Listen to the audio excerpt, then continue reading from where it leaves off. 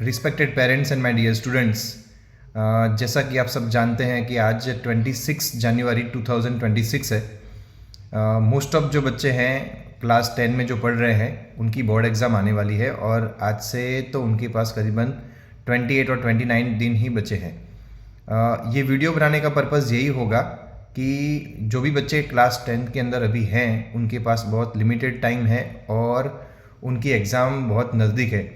तो मेरी रिक्वेस्ट ये है कि जो बच्चे ने अभी तक कोई प्रिपरेशन स्टार्ट नहीं की है तो उनके लिए 28 और 29 डेज़ के अंदर क्या क्या हो सकता है उनके लिए मैं एक छोटा सा रोड मैप बताना चाहूँगा और वो बिल्कुल एक्यूरेट होगा और एकदम अगर ये बच्चे उसको प्रॉपर्ली फॉलो करते हैं तो 100% इसका रिज़ल्ट आपको मिलेगा। अब रही बात मैथमेटिक्स और साइंस की प्रिपरेशन कैसे करनी है, तो मैथ्स और साइंस के अंदर आपकी जो NCERT गुजरात बोर्ड की जो टेक्स्ट बुक है उसके अंदर हर एक चैप्टर के अंदर आपको इन टेक्स्ट क्वेश्चन दिए हुए हैं। इन टेक्स्ट क्वेश्चन और सॉल्व एग्जाम्पल दिए हुए हैं और साथ में एक्सरसाइज के जो भी क्वेश्चंस हैं उसके ऊपर ज़्यादा फोकस कीजिए। अभी आप कहोगे कि सर पूरी टेक्स्ट बुक तो हम 20 डेज़ में कैसे कवर कर सकते हैं, तो मेरे पास 240 क्वेश्चंस की एक लिस्ट है चैप्टर वाइज। अगर आप चाहो तो मुझे आप व्हाट्सअप कर देना। आपका व्हाट्सअप मिलते ही मैं आपको 240 क्वेश्चंस की जो PDF है वो मैं आपको व्हाट्सअप कर दूंगा।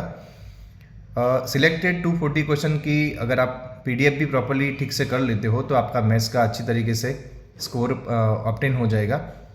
तो मैथमेटिक्स के अंदर टेक्स्ट बुक के जो सॉल्व एग्जाम्पल हैं उसी के ऊपर ज़्यादा फोकस करना है और एक्सरसाइज के अंदर सिलेक्टेड क्वेश्चंस हैं उसी के ऊपर ज़्यादा फोकस करना है। प्रीवियस ईयर का रिकॉर्ड है कि अभी तक गवर्नमेंट ऑफ गुजरात ने CBSE कोर्स को ऑब्टेन करने के बाद जितने भी पेपर अभी तक हुए हैं उसमें कोई भी क्वेश्चन है वो टेक्स्ट बुक के बाहर अभी तक आया नहीं है। जितने भी क्वेश्चंस हैं वो सब टेक्स्ट बुक में से ही आए गए हैं, इसीलिए टेक्स्ट बुक से बाहर कुछ करने की रिक्वायरमेंट है नहीं। रही बात स्टैंडर्ड वाले बच्चों की, तो उनके क्वेश्चंस भी टेक्स्ट बुक ओरिएंटेड ही होते हैं, उनके ऑब्जेक्टिव थोड़े हार्ड हो जाते हैं, बट अगर आप ठीक से प्रैक्टिस करते हो तो आपके ऑब्जेक्टिव भी प्रॉपर्ली बन जाएंगे। रही बात साइंस की, तो साइंस में क्या कर सकते हैं, साइंस में मोस्ट IMP क्वेश्चंस आपके जो पेपर में आते हैं वो सारे के सारे टेक्स्ट बुक के इंटेक्स के ही होते हैं, तो आप इंटेक्स को प्रॉपर्ली एक बार देख लीजिए। और रही बात MCQ और क्वेश्चन 2 मार्क्स और 3 मार्क्स वाले क्वेश्चन की, तो आप हर एक चैप्टर के एंड में एक्सरसाइज होती है, तो एक्सरसाइज को भी अच्छी तरीके से आप देख लीजिए। 1 मार्क्स क्वेश्चन के लिए मेरे पास 1000+ क्वेश्चंस की एक क्वेश्चन बैंक है। आप मुझे व्हाट्सअप करोगे तो मैं मैथ्स और साइंस दोनों की क्वेश्चन बैंक आपको नीचे भेज दूंगा। इसीलिए अभी तक आपने कुछ बिगिनिंग शुरुआत नहीं की है, क्लास 10 आपका पूरा चला गया है और अब 1 मंथ आपके पास आज से अगर देखने जाएं तो 1 मंथ आपके पास है। अगर आप 1 मंथ में अच्छी तरीके से कुछ करना चाहते हो तो मैथ्स और साइंस के अंदर आप इतना ज़रूर कर लीजिए। अभी भी देर नहीं हुई है, 30 डेज़ काफ़ी ज़्यादा होते हैं। तो मैथ्स के अंदर सॉल्व एग्जाम्पल और एक्सरसाइज के सिलेक्टेड क्वेश्चंस और साइंस के अंदर इंटेक्स क्वेश्चन और चैप्टर के एंड में जो एक्सरसाइज होती है वो, मतलब ये 4 बातें अच्छी तरीके से आप कर लेते हो तो मुझे नहीं लगता कि आपको कुछ बाहर से कुछ करने की ज़रूरत पड़ेगी।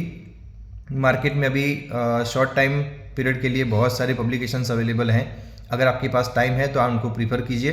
अदरवाइज़ टेक्स्ट बुक अगर आप ठीक से कर ले तो आपको कोई किसी भी पब्लिकेशन की कोई एक्स्ट्रा मटेरियल की रिक्वायरमेंट नहीं है, क्योंकि गवर्नमेंट ऑफ गुजरात हमारा जो बोर्ड का पेपर आता है वो पर्टिकुलर एक स्टूडेंट के लिए नहीं आता है, ऑल ओवर गुजरात के बच्चों को देखकर पेपर बनाया जाता है और सारे गुजरात के जो बच्चे हैं उनके पास एक ही कॉमन बुक है जो है आपके पास टेक्स्ट बुक।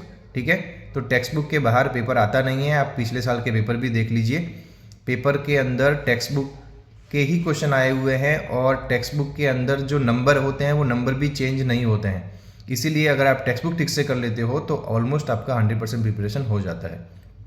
कुछ और आपको क्वेरी हो तो आप मुझे कमेंट में बता सकते हो और अभी से प्रिपरेशन करना शुरू कर दीजिए। Wish you all the best. हमारी सारी शुभकामनाएं आपके साथ है।